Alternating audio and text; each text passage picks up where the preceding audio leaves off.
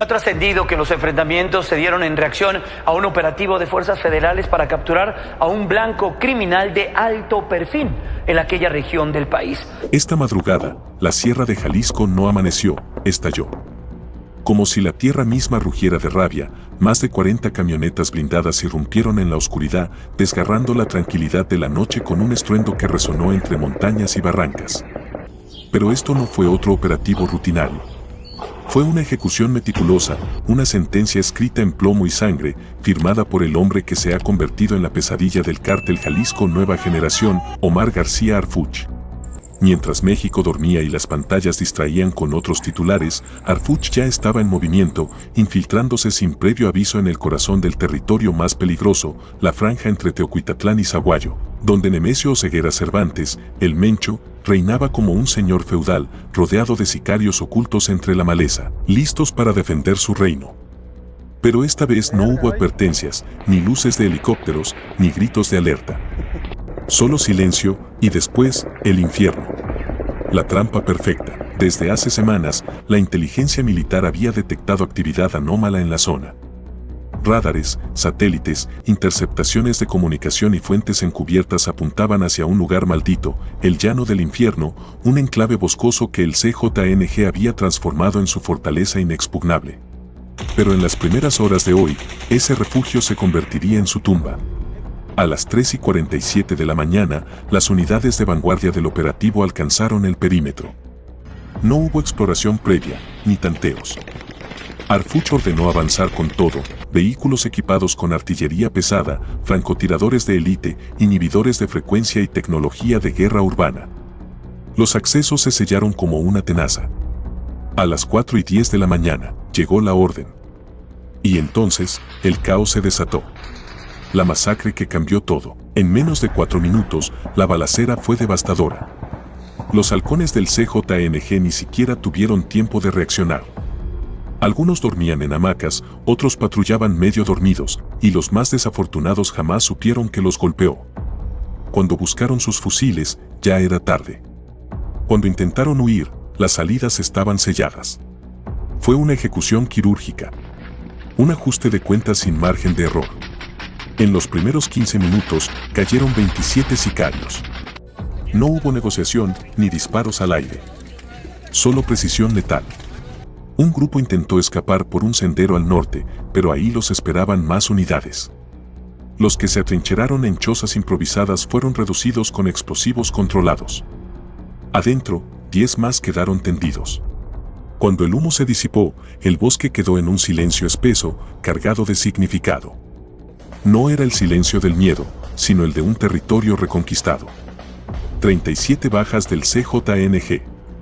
0 pérdidas gubernamentales. Harfuch no pronunció discursos. Solo dio una instrucción clara: límpienlo todo. Que no quede ni rastro de ellos. El CJNG se desmorona en silencio. El impacto del operativo fue tan brutal que muchos miembros del cártel ni siquiera entendieron lo que había pasado. En menos de una hora, perdieron hombres, armamento, rutas de escape y, lo más grave, la ilusión de invencibilidad.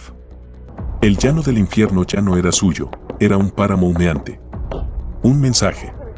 Cuando el Mencho recibió la noticia, no hubo rabietas ni gritos. Solo un puño cerrado y una orden: silencio.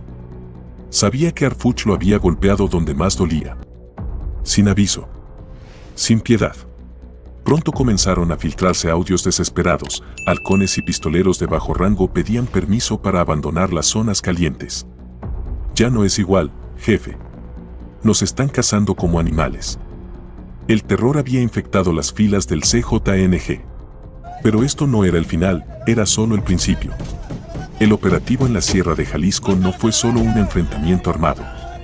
Mientras los reportes iniciales hablaban de camionetas artilladas y sicarios abatidos, Omar García Harfuch ya estaba moviendo las piezas de un juego mucho más peligroso, la guerra de inteligencia. Y lo que descubrió cambiaría para siempre la forma en que México combate al crimen organizado. El sicario que habló por miedo. Entre los escombros humeantes del llano del infierno, las autoridades encontraron a un hombre herido, escondido entre los cadáveres de sus compañeros. Se hacía llamar el Ratón, y aunque al principio resistió los interrogatorios, el terror a lo que Harfuch podría hacerle lo hizo romper. Y lo que confesó fue peor de lo que cualquiera hubiera imaginado. No eran solo nombres de pistoleros o casas de seguridad.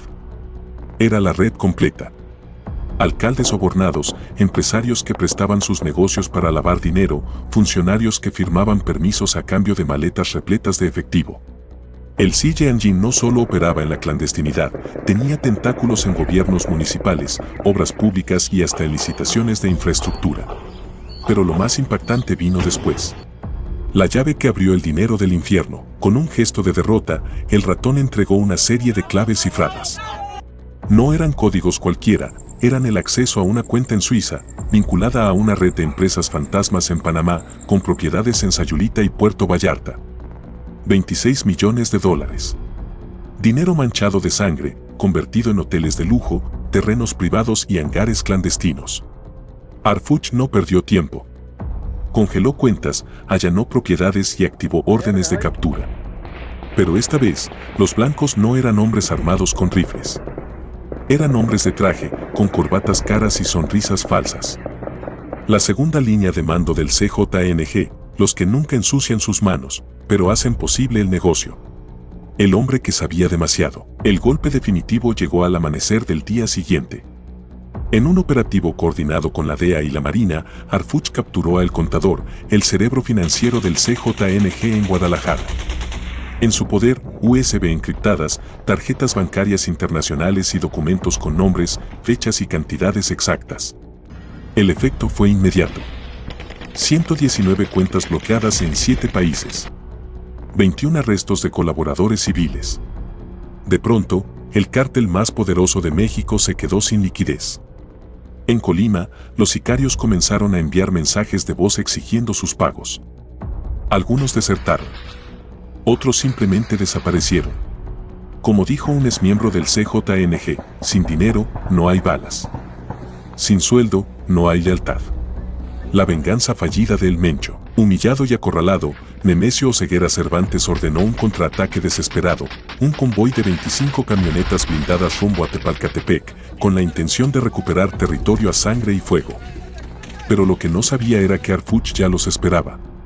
Drones de vigilancia, francotiradores ocultos en los cerros, helicópteros en modo silencioso.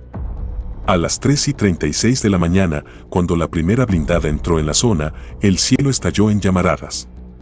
En 25 minutos, lo que había sido una fuerza imparable se convirtió en chatarra humeante. De casi 100 hombres, solo 8 sobrevivieron. Tepalcatepec ya no pertenecía al CJNG. Ni los caminos, ni los cerros, ni las armas. Esa tierra tenía un nuevo dueño. Y su nombre quemaba los oídos de todos los narcos en México. ¿Qué viene después? El silencio que siguió no era de derrota. Era de algo peor, incertidumbre. Porque si hay algo que teme el crimen organizado, no es la fuerza bruta. Es la inteligencia. Y Harfuch acaba de demostrar que puede golpearlos donde más les duele, en su dinero, en sus cómplices, en su mito de invencibilidad. Pero esto no ha terminado. Porque cuando un animal está herido, es cuando más peligroso se vuelve. El amanecer del tercer día encontró al cártel Jalisco Nueva Generación en una posición que nunca antes había conocido, la de la vulnerabilidad. Lo que comenzó como un operativo más se había convertido en el principio del fin para la estructura criminal más poderosa de México. Y lo peor para el Mencho estaba por venir. Los secretos que nunca debieron ver la luz. Mientras los titulares se enfocaban en los enfrentamientos, el verdadero terremoto ocurría en las sombras. Los archivos incautados a El Contador contenían información que haría temblar no solo al crimen organizado, sino a todo el establishment político y empresarial del país.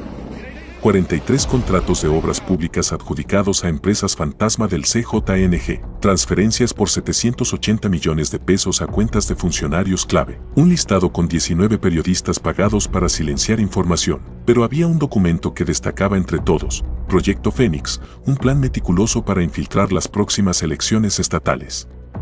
Los detalles eran tan precisos que incluían nombres, fechas y montos específicos de sobornos.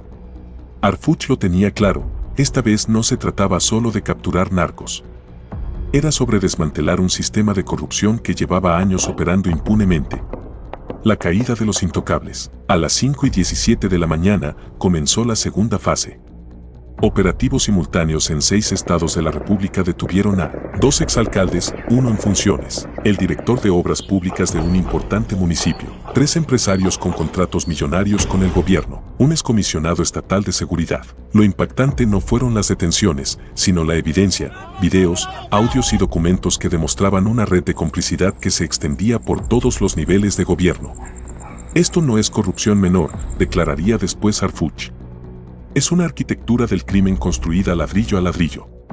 El Mencho contra las cuerdas. Mientras esto ocurría, Nemesio Oseguera Cervantes se encontraba en una situación insostenible. 70% de su estructura financiera, congelada. 3 de sus principales lugartenientes, muertos o capturados. 40% de sus sicarios, desertados. Sus rutas clave de narcotráfico, comprometidas. Por primera vez en una década, el hombre más buscado de México estaba tomando decisiones desesperadas. Fuentes internas reportaron que había ordenado el asesinato de 12 de sus colaboradores más cercanos, temiendo que lo traicionaran.